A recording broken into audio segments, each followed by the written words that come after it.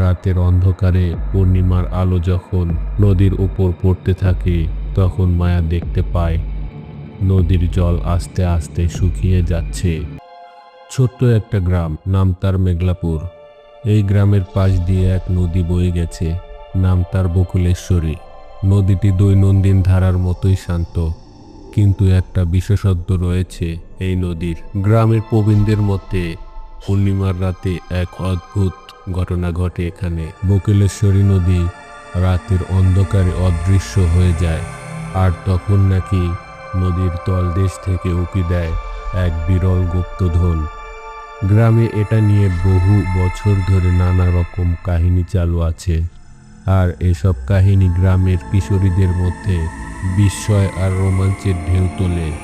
গ্রামের এক কিশোরী মেয়ে, বয়স মাত্র 14, কিন্তু তার চোখে মুখে ছিল এক আদম্য সাহস আর নতুন কিছু জানার প্রচেষ্টা। এক রাতে মায়া তার দাদুর কাছ থেকে এই অদ্ভুত নদী আর গুপ্তধনের গল্প শুনে।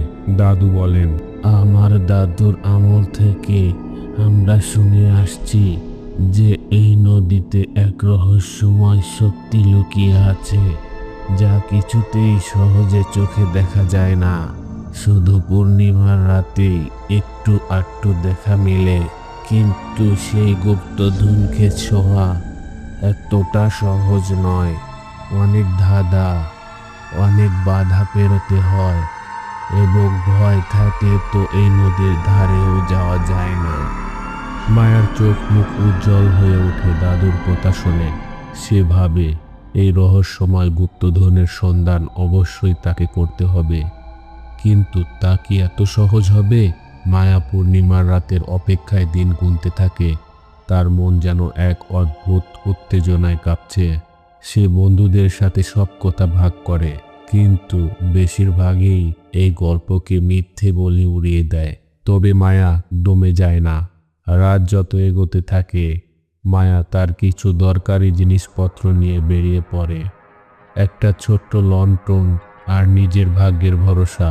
রাতের অন্ধকারে পূর্ণিমার আলো যখন নদীর উপর পড়তে থাকে তখন মায়া দেখতে পায় নদীর জল আস্তে আস্তে শুকিয়ে যাচ্ছে। তার চোখে মুখে বিস্ময়, কারণ তার দাদুর কথা সত্যি। নদীর তলদেশে একটা উজ্জ্বল কিছু চকচক করতে দেখা যায়। মায়া তার দিকে এগিয়ে যায়, কিন্তু হঠাৎ করেই এক অদৃশ্য শক্তি যেন তাকে পেছনে টেনে ধরে, আর মায়ের সামনে ভেসে ওঠে এক ধাঁধা। যে দেখা যায় না তবুও থাকে সর্বত্র, যে শব্দ করে না তবুও শোনা যায় সবখানে। বলো তো কে সে? মায়া অনেক চিন্তা করে উত্তর দেয়, এই ধাঁধার উত্তর হলো বাতাস। সাথে সাথে একটা স্বচ্ছ পথ তার সামনে খুলে যায়। কিন্তু এটাই ছিল কেবল শুরু। মায়া সামনে এগিয়ে যায় আর দেখতে পায় নদীর গভীরে আরও এক রহস্যময় জগৎ। হঠাৎ এক ঝলক আলো আসে, আর একটা কণ্ঠ শোনা যায়, তুমি যদি গুপ্তধনের খোঁজে এসে থাকো তাহলে তোমার সাহসের পরীক্ষা দিতে হবে। এই পরীক্ষা ছিল আরো ভয়ানক ধাঁধায় ভরা। মায়াকে বিভিন্ন শব্দের মধ্যে থেকে সঠিক পথ বের করতে হয়। আর একটি ধাঁধা ছিল, জলের তলে থেকেও সেই শুকনো যে থাকে সূর্যের আলোয় তা অদৃশ্য হয়ে যায়। মায়া কিছুক্ষণ ভেবে উত্তর দেয়। এই ধাঁধার উত্তর হলো ছায়া। ধাঁধার সঠিক উত্তর দেওয়ার সাথে সাথে মায়া নদীর ভেতরে একটি সিঁড়ি দেখতে পায়, যা তাকে ধীরে ধীরে নিচে নামতে নির্দেশ দেয়। গুপ্তধনের কাছে পৌঁছানোর ধাঁধা আর বিপদের মধ্য দিয়ে এগিয়ে গিয়ে মায়া অবশেষে এক স্থানে পৌঁছে, যেখানে একটি সোনালী বালির স্তূপের মধ্যে ঝলমল করছে এক প্রাচীন সিন্দুক। সিন্দুকের উপরে খোদাই করা আছে নানা রকম রহস্যময় চিহ্ন। মায়া সিন্দুকের ঢাকনা খুলতেই এক আলোকময় জ্যোতি বিস্ফোরণ ঘটে, আর সেই আলো মায়ার চারপাশে ছড়িয়ে পড়ে। সিন্দুক থেকে ভেসে আসে এক সুরেলা কণ্ঠ, এই গুপ্তধন কোনো সাধারণ সম্পদ নয়, এটি সাহস, বিশ্বাস আর সততার পুরস্কার। তুমি শেষ যোগ্যতার প্রমাণ দিয়েছ। সিন্দুকের ভেতর ছিল অমূল্য পাথর আর প্রাচীন কাগজের পুঁথি, যা মায়ার ভবিষ্যৎ পথ নির্দেশ করে। গুপ্তধন পাওয়ার পরে মায়া নিজের ভেতর এক নতুন শক্তি অনুভব করে।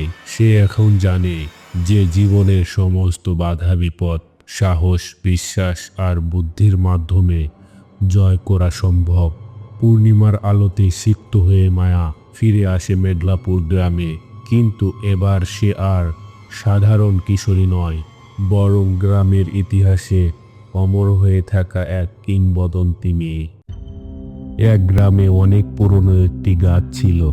গ্রামের লোকেরা বলতো এই গাছে বহু বছর আগে এক মেয়ে আত্মহত্যা করেছিল।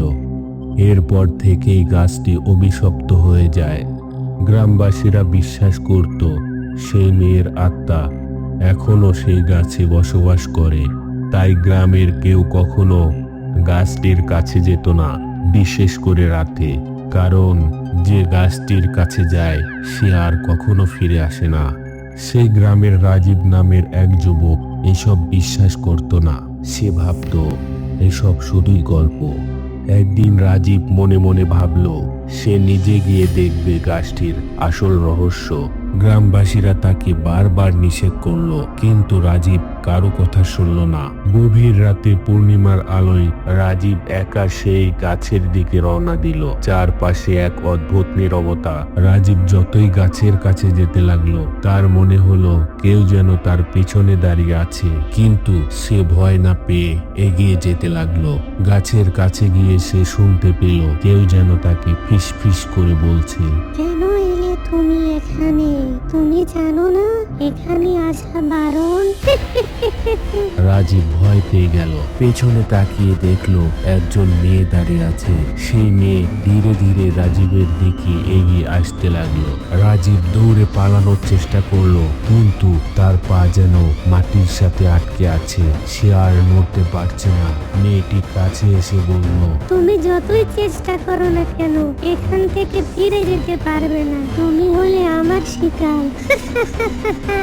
মেয়েটি এসব বলে রাজীবকে নিয়ে হাওয়ায় মিলিয়ে গেল। এরপর কি হয়েছিল তা আর কেউ জানতে পারল না। পরদিন সকালে গ্রামবাসীরা দেখতে পেল রাজীবের জুতা পড়ে আছে গাছটির নিচে, কিন্তু রাজীবের কোনো চিহ্ন নেই। গ্রামের মানুষ এই ঘটনার পর থেকে গাছটির কাছে যেতে সাহস করত না, কারণ তারা জানতো গাছটিতে সত্যি কোনো ভয়ঙ্কর আত্মা বাস করে। এই ঘটনার পর থেকে গ্রামবাসীদের বিশ্বাস আরো বেড়ে গেল, কারণ কিছু রহস্য জানার চেষ্টা করাও বিপজ্জনক হতে পারে।